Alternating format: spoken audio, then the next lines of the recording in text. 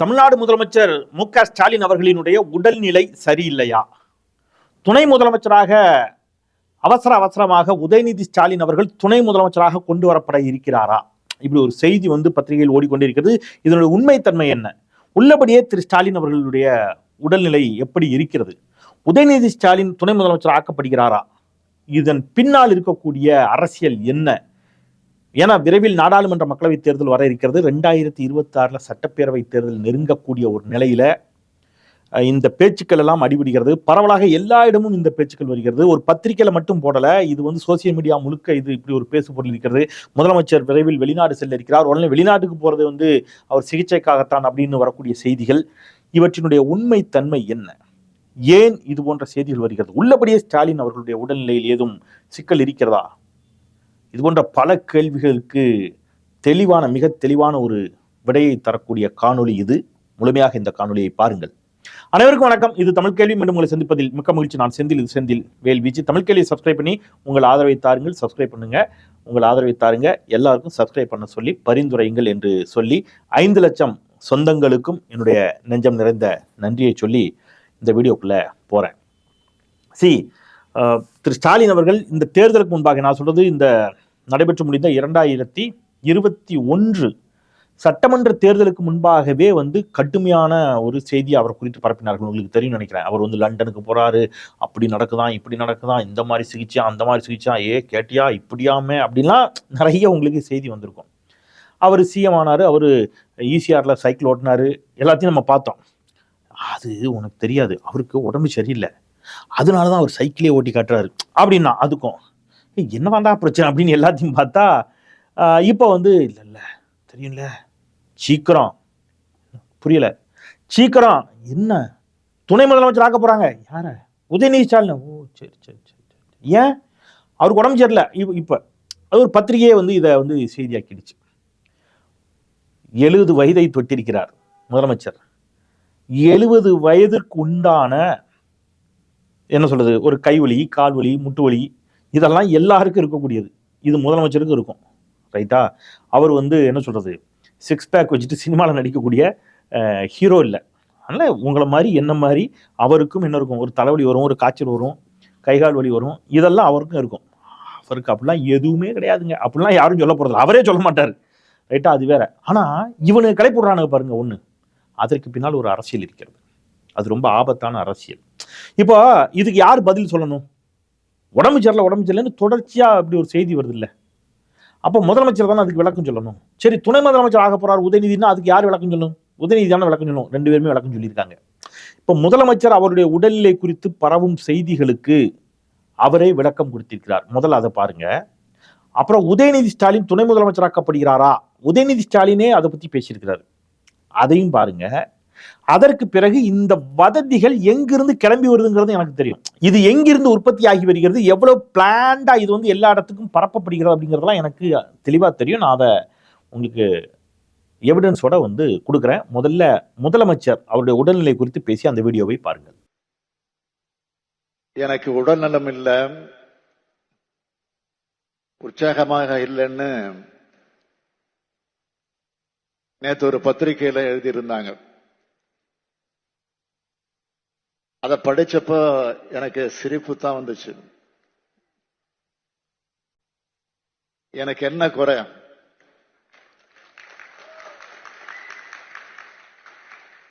தமிழ்நாடு மக்களும் மகிழ்ச்சியா இருக்கிறப்போ அதை விட வேற என்ன வேணும் எனக்கு? பாத்துட்டீங்களா? ரொம்ப சிம்பிளா சொல்லிட்டாரு. ஐ எம் வெல், நல்லா இருக்கேன், இந்த தமிழ்நாட்டு மக்களினுடைய மகிழ்ச்சி தான் என்னுடைய நலம் அப்படின்னு அவர் ஸ்ட்ராங்கா அவர் எதையும் மறைக்கல. நீங்க சொல்லி ஜெயலலிதா அவர்கள் உங்களுக்கு நினைவு இருக்குன்னு நினைக்கிறேன். ஆர்கே நகர் தேர்தலின் பொழுது அவர் இதுக்கு வந்தார், வேட்புமனு தாக்கல் செய்ய வந்தார். ஞாபகம் இருக்கா? அவர் கடைசியா அவர் மறைவதற்கு முன்பாக அவர் சட்டமன்ற உறுப்பினராக இருந்தது ஆர்கே நகர்ல. அதுல அவரால் அந்த இதுல ஏறவே முடியாது, அந்த மேல அந்த ரேம்ப்ல ஏற முடியாது. அந்த கார்ல இருந்து அவர் கீழே இறங்கி ஏறுறதுக்கு ஒரு சின்ன, கார்ல இருந்து இறங்குறதுக்கு ஒரு சின்ன ஸ்டூல் மாதிரி ஒன்று போட்டிருப்பாங்க. அதை சுற்றி வந்து என்ன நிற்பாங்கன்னா அந்த காட்ஸ் வந்து நின்று மறைப்பாங்க, மறைச்சிக்கணும், எந்த மீடியாலையும் அது வந்துடக்கூடாது. அதையும் தாண்டி அந்த ஸ்டூலில் வந்து அந்த ஸ்டூல் மாதிரி ஒன்று போடுவாங்க, அதை ஃபோக்கஸ் பண்ணி ஒரு மீடியா எடுத்துருச்சு. எந்த மீடியான்னு எனக்கு தெரியும், நான் அதை பேர் சொல்ல விரும்பல. அது போட்டதுனால அது போட்டு அவர் அந்த ரேம்பில் ஏறி போகும்போது நடக்க முடியாமல் இப்படி பிடிச்சி ஏறுவார். அந்த வீடியோலாம் இன்னும் யூடியூப்ல இருக்கு, நீங்கள் பாருங்கள். அப்படி போட்ட ஒரே காரணத்துக்காக அந்த சேனல் எவ்வளவு சிக்கல்களை சந்தித்ததுங்கிறது எனக்கு தெரியும். சரியா?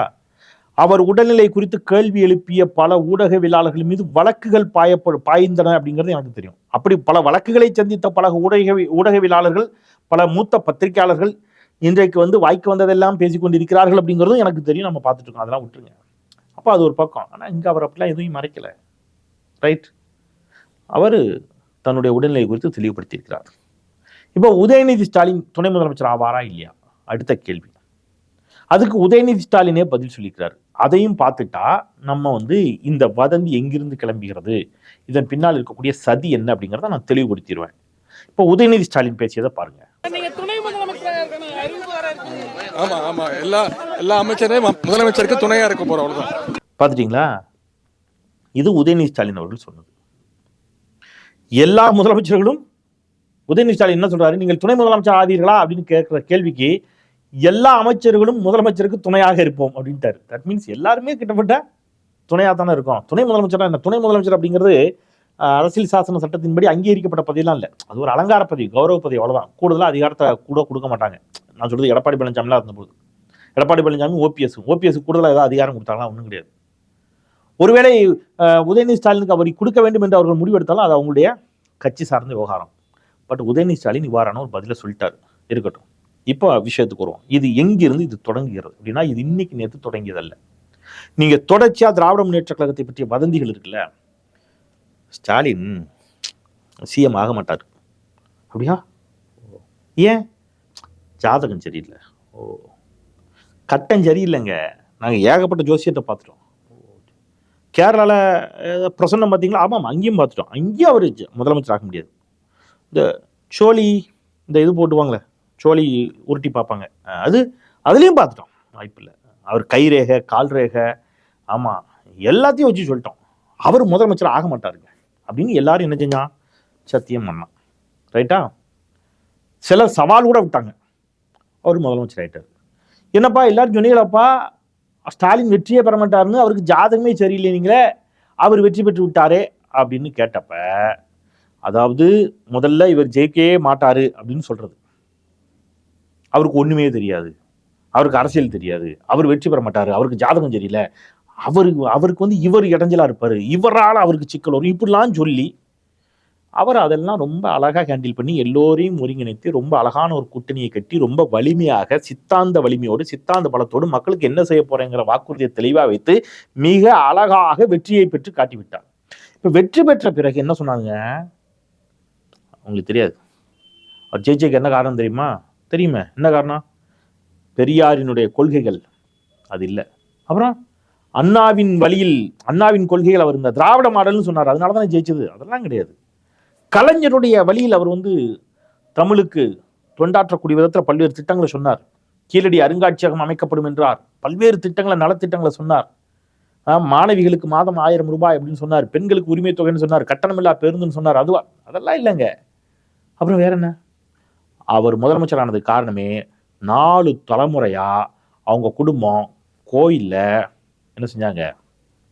அவங்க வந்து நாதஸ்வரம் வாசித்தார்கள், கோயில்ல மணி அடித்தார்கள் அப்படின்னு ஒருத்தன் சொன்னான். ஞாபகம் இருக்கா அவங்களுக்கு? ஒருத்தன் சொன்னான்ல, ஒருத்தன். நான் அப்படிதான் சொல்ல முடியும், வேற என்ன பண்றது? ஏன்னா எந்த இடத்திலும் இந்த வெற்றியை திரு ஸ்டாலின் அவர்களுடைய உழைப்பிற்கோ அல்லது இந்த திராவிட சித்தாந்தத்திற்கு கிடைத்த வெற்றியாகவோ அங்கீகரித்து விடக்கூடாது. முதல்ல வரவே மாட்டார்னு சொன்னோம். அதையும் தாண்டி வந்துட்டா இந்த வெற்றிக்கு காரணமே கோயில் தான், சாமி தான் அப்படின்னு சொல்லிடணும். அதெல்லாம் கொண்டு போய் சாமிகிட்ட வச்சிடணும். மொத்தத்தில் அவருக்கு அந்த நினைச்சக்கூடாது, வெற்றியை கொடுத்துடக்கூடாது. சரி, அதையும் தாண்டி அவர் திராவிட இயக்கம் சார்ந்த அரசியலை பேசி நிலையாக நிற்கிறார். வேற ஏதாவது சொல்லாம பாரு. இது ஏன், அது ஏன், இங்க ஏன் சரியா உட்காரல, அங்கே ஏன் சரியா நிக்கல, 7 கேள்வி நான் நினைச்சுவேன், கேட்டுக்கிட்டே இருப்பேன். போடப்பட்ட திட்டங்களை பத்தி பேச மாட்டேன். எதுவுமே செய்யாமல் விட்ட செல்வி ஜெயலலிதா அவர்களை இவர்கள் எதுவுமே கேட்க மாட்டார்கள். ஏன்பா மதுரவாயில் பறக்கும் சாலை திட்டம் அப்படியே நிக்குது? கலைஞர் ஆட்சியில் கொண்டு வரப்பட்டது.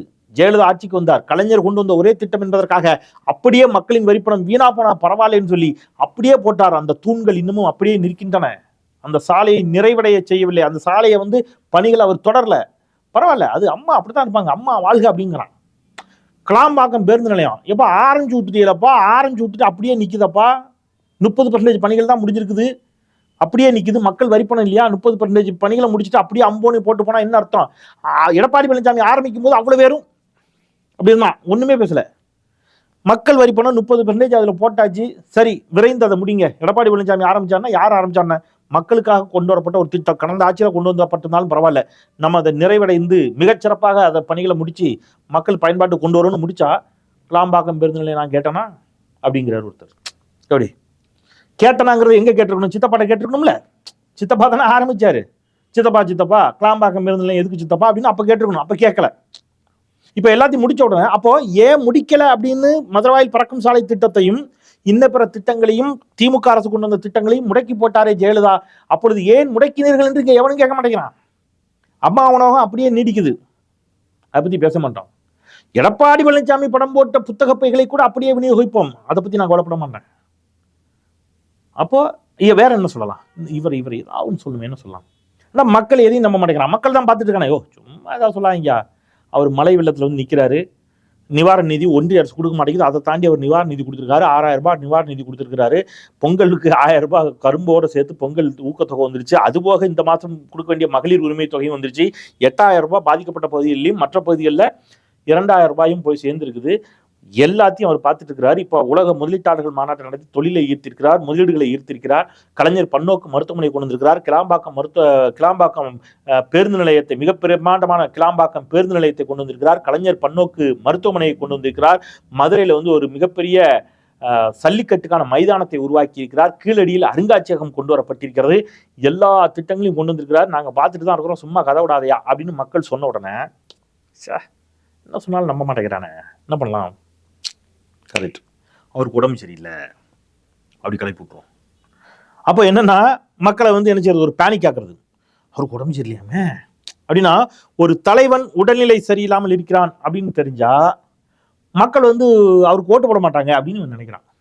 உடல்நிலை சரியில்லையா அவருக்கு அப்படின்னு கிளப்பி விட்டுறது. ஏன்னா இப்போ நாடாளுமன்ற மக்களவை தேர்தல் வரப்போது இல்லை. இவ்வளவு தூரம் இதனுடைய அரசியல் பின்னாடி தான். இது இன்னைக்கு நேற்று நடக்கிறது இல்லை, தொடர்ச்சியாக நடக்குது. இது எவ்வளவு நாளா நடக்குது அப்படின்னு கேட்டீங்கன்னா, உங்களுக்கு நான் இன்னும் சொல்லட்டுமா? காமராஜருக்கு பிறகு வந்த ஒருவராவது ஒரே ஒரு அணைக்கட்டாவது கட்டியது உண்டா அப்படின்னாங்க. காமராஜருக்கு பிறகு யாருமே அணைக்கட்டு கட்டலை அப்படின்னு தொடர்ச்சியா ஒரு பொய்ய சொன்னாங்க. இந்தியாவிலேயே அதிகமான அணைக்கட்டுகளை கட்டி தந்த முதலமைச்சர் கலைஞர். 42 அணைக்கட்டுகள் தமிழ்நாட்டில் மட்டும் திமுக ஆட்சி காலத்தில் கட்டப்பட்டது. 42 அணைக்கட்டுகள் பேரோட என்ற பட்டியல் இருக்கு. இல்ல யாராவது சவால் விட்டீங்கன்னா வாங்க 42 அணைக்கட்டுகளும் கூட்டு போய் காட்டிட்டு வந்துடுறோம். 42 அணைக்கட்டுகள் திருநெல்வேலி மாவட்டத்தில் மட்டும் கொடுமுடியாறு, நம்பியாறு, பொய்கையாறு, வடக்கு பச்சையாறுன்னு திருநெல்வேலி மாவட்டத்தில் மட்டும் அவ்வளவு அணைகள். சரியா? ஸோ 42 அணைக்கட்டுகள். இப்போ 42 அணைக்கட்டுகள் கட்டி விட்டாருன்னு சொன்ன உடனே டக்குன்னு மாத்திட்டாங்க. சமீபத்தில் அவர் பேசணும் ஒரு வீடியோ பார்த்தேன். தம்பி, அணையே இருக்கக்கூடாதுன்னு சொல்றாங்க, அணைகளே ஆபத்துன்னு யார் சொன்னா சொல்றாங்க. ஏன்னா இவ்வளவு நாள் என்ன கேட்டீங்க? அணை கட்டினாரான்னு கேட்டீங்க. இப்ப 42 அணை கட்டிட்டாருன்னு அணையே ஆபத்து. படிக்க வைத்ததா திராவிடம் நீங்க அப்பா எல்லாத்தையும் படிக்க வச்சிருக்குப்பா, இந்த மாதிரி படிக்க வச்சிருக்குப்பா, இவ்வளவு புள்ளி வரப்பா, ஜிஆர் இப்படி இருக்குதுப்பா, அது இப்படி இருக்குதான்னு எல்லாம் சொன்னேன். படிப்பே வேஸ்ட். இப்ப எப்படி அப்படி பேரணும். இந்த மாதிரி ஒரு டீம் கிளம்பி இருக்குது. இது இன்னைக்கு நேத்தா அப்படின்னு கேட்டீங்கன்னா இல்லை, கலைஞர் ஆட்சி காலத்திலேருந்து கலைஞர் வருகின்ற பொழுது ஒன்று இப்போ வரைக்கும் எல்லாரும் ஒன்று பரப்பி வச்சிருக்காங்கல்ல.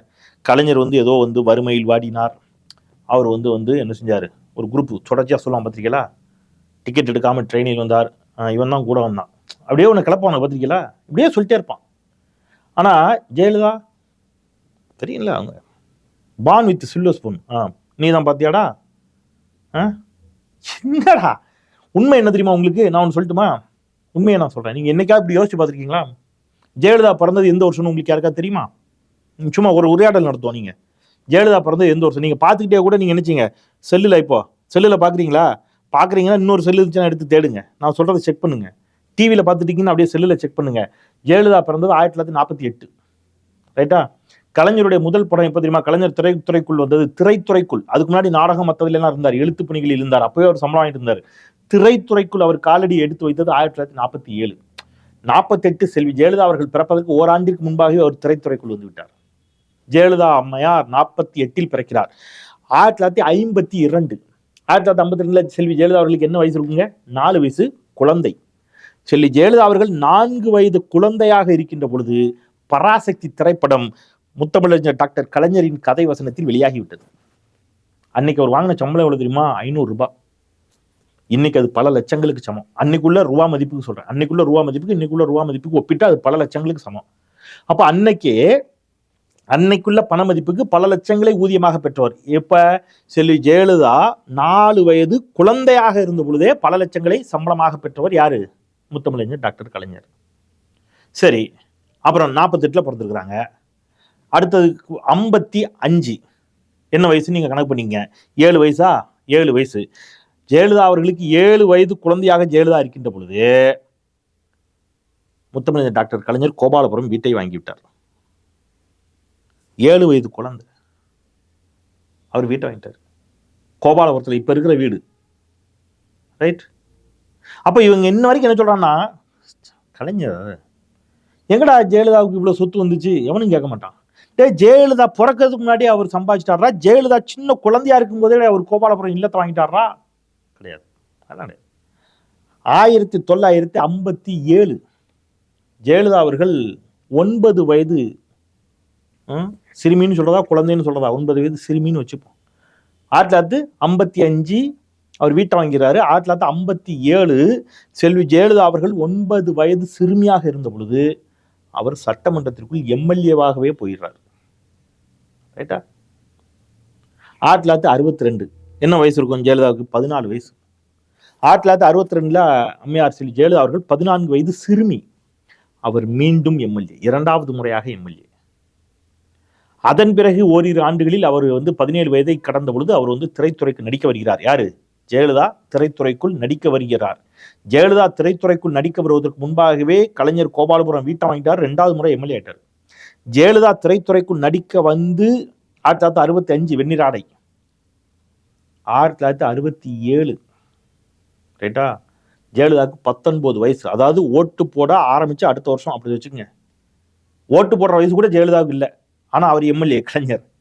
ஜெயலலிதா அவர்களுக்கு ஓட்டு போடுற வயசு வருகின்ற பொழுது கலைஞர் அமைச்சராகவே ஆகிவிட்டார். ரைட்டா? அப்ப நீங்க திரைத்துறையின் மூலம் அவர் பெரும் செல்வத்தை ஈட்டினார். ஆனா நீங்க யோசிச்சு பாருங்க, அப்ப ஜெயலலிதாவுக்கு என்ன சொத்து இருந்துச்சு? ஜெயலலிதாவுக்கு 1965 கலைஞருடைய சொத்து எவ்வளவுங்க? நீங்க சொல்லுங்க, நீங்க இப்ப சொல்லுங்க கணக்கு பண்ணி. கோபாலபுரம் வீட்டோட வேல்யூ மட்டும் என்ன இருக்கும்? சொந்தமா கார் வச்சிருந்தார். ரைட்டா? எம்எல்ஏவுக்குன்னு ஒரு சம்பளம் வந்திருக்கும்ல, திரைத்துறை மூலம் சம்பாதிச்சிருப்பார்ல. ஜெயலலிதா என்ன சம்பாதிச்சாங்க சொல்லுங்க? 1965 அப்புறம் தான் ஜெயலலிதா திரைத்துறைக்கே வருகிறார். ரைட்டா? 1991 ஜெயலலிதா முதலமைச்சர் ஆகின்ற வரை ஜெயலலிதாவுடைய சொத்து மதிப்பு என்ன? 96 ஆட்சியை விட்டு இறங்கின்ற பொழுது அவருடைய சொத்து மதிப்பு என்ன? இது எதுவுமே அவனும் பேச மாட்டான். ஆனா கலைஞரை வதந்தி, எதுக்காக சொல்றேன்னா, கலைஞரை பற்றிய வதந்தியை பரப்பணும்னா பரப்பிக்கிட்டே இருப்பாங்க. அந்த வதந்தியுடைய நீட்சி தான் இப்போ ஸ்டாலினுக்கு தெரியும்ல, ஸ்டாலினுக்கு அப்படின்னு கிளப்புறது. இது எல்லோருக்கும் கிளப்பப்பட்டது. அண்ணாவுக்கு, கலைஞருக்கு, இப்ப ஸ்டாலின் அவர்களுக்கு. ஒரு வெற்றியை என்ன செய்ய மாட்டான், இந்த சித்தாந்தத்துக்கு கிடைத்த வெற்றி இவர்களுக்கு கிடைத்த வெற்றி என்று அங்கீகரிக்கவே மாட்டார்கள். கலைஞர் உழைப்பால் பெற்ற வெற்றியை கூட அங்கீகரிக்க மாட்டார்கள். செல்வி ஜெயலலிதா அவர்கள் ஊழல் செய்து சம்பாதித்தாலும் சொத்து குவிப்பு வழக்கு என்று கூட சொல்ல மாட்டான். சில பேர் வாயில பாத்திருக்கீங்களா? சொத்து வழக்கு அப்படிமா. அதுதான் இந்த கூட்டம் இருக்குல்ல, நான் சொல்றேன்ல, ஏன் கலைஞருக்கும் ஜெயலலிதாவுக்கும் இந்த வித்தியாசம்? ஏன் கலைஞருக்கு ஒரு பார்வை, ஜெயலலிதா அவர்களுக்கு ஒரு பார்வை? நீங்க கொஞ்சம் யோசிச்சு பார்த்துருக்கீங்களா? நினைக்காது. கலைஞருக்கு ஒரு விதமான பார்வையும் ஜெயலலிதாவுக்கு ஒரு விதமான பார்வையும் ஏன் வைக்கப்படுகிறது? நான் அடிக்கடி சொல்ற அந்த வார்த்தை தான் நூலிலை வேறுபாடு. அந்த நூலிலை வேறுபாடு இருக்கு இல்லையா, அதுதான் இப்ப யாருக்கு எதிராக கிளப்பி விட்டுருக்கு? ஸ்டாலின் அவர்களுக்கு எதிராகவும் உதயநிதி ஸ்டாலின் அவர்களுக்கு எதிராகவும் இன்னைக்கு இது போன்ற செய்திகளை பரப்பி கொண்டிருக்கிறது. ஆட்சியை விமர்சிங்க. நான் திருப்பி சொல்றேன், ஒரு அரசை விமர்சிங்கள், ஆட்சியை விமர்சிங்கள், கேள்விகளுங்க, அதெல்லாம் உரிமை, அது வேற. நீ ஏன் அரசை கேள்வி கேட்டாய், நீ ஏன் ஆட்சியை கேள்வி கேட்டாய்னா நம்ம நினைச்ச போறதில்ல. அது உங்களுடைய ஜனநாயக உரிமை.